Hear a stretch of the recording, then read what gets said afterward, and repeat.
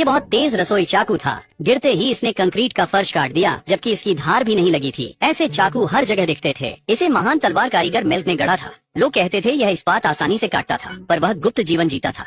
उसे देखना स्वर्ग से भी मुश्किल था। इसलिए आरूमैट्स टूटे ब्लेड गांव पहुंचे। उनकी पहली समस्या थी 10,000 से ज्यादा सीढ़ियां चढ़ना। पहाड़ पर आधे रास्ते में मैट्स सफेद हड्डियों के ढेर से डरा। तभी पीछे एक रोएंदार राक्षस आ गया और उन्हें उसे बचाया, पर आराम से पहले पत्थरों के भेड़िए सामने थे। उस अहम पल में आरू मैट्स को लेकर भेड़ियों के ऊपर से पूरी ताकत से ऊपर चढ़ा। वे जल्द ही चोटी पर पहुंचे, पर पीछे के जानवर रुक गए। वहाँ कुछ और भयानक था। मैट्स ने दरवाजा खटखटाया तो एक तेज ब्लेड आभा उसकी ओर आई। मार्च को कुछ पता न चला, वह चलता रहा। आरू उसे रोकने दौड़ा, पर पीछे से एक आंख वाला जानवर मार्च पर झपटा। तभी एक तेज तलवार की आभा गुजरी, जिसने जानवर का कवच उतार दिया। राक्षस डरकर भाग गया। जब वे मुड़े, पीछे चाकू लिए एक आदमी था।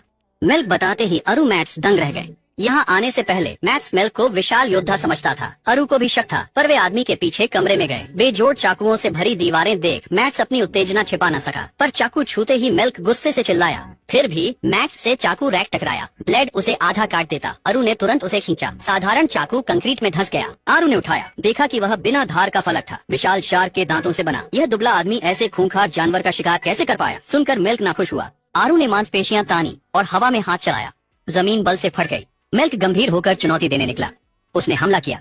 पहले आरू ने हाथ के वार से रोका। संकट में मिल्क ने रसोई के चाकू से वार रोका। चाकू में दरार आई, पर मिल्क शांत रहा। उसने जूते पर रगड़ा और चाकू तुरंत ठीक हो गया। उनके हैरान रहते ही मिल्क ने बिजली की 5 वार किए। उसने सिर्फ आरू के कपड़े काटे। अगले ही पल आरू ने मिल्क को गिरा दिया। मैट्स ने आरू से रुकने को कहा। तब मिल्क को एहसास हुआ कि यह आदमी आरू है, 4 स्वर्गीय राजाओं में से एक। उसे अपनी असली पहचान बतानी पड़ी। वह सिर्फ गुरु का शिष्य मिल्क द्वितीय था। उसके गुरु 2 साल पहले धार का पत्थर ढूंढने गए थे। गलतफहमी खत्म होने के बाद मैट्स ने अपना मकसद बताया। उसकी पसंदीदा रसोई छुरी एक बेहद सख्त चीज काटते हुए टूट गई। वह नई छुरी बनवाना चाहता था, पर शिष्य ने कहा कि अगले 3 साल तक बुकिंग भरी हुई थी। मैट्स निराश दिखा। हालांकि जब उसने अपनी टूटी छुरी निकाली तो मिल्क द्वितीय चौंक गया। उसे उम्मीद नहीं थी कि कोई छुरी की इतनी परवाह करेगा। उसने कहा, आरू पौराणिक सांड पत्थर लाए तो मैट्स को नई चाकू मिलेगी। आरू तुरंत मौत की खाई गया, पर बड़े खतरे से अनजान था।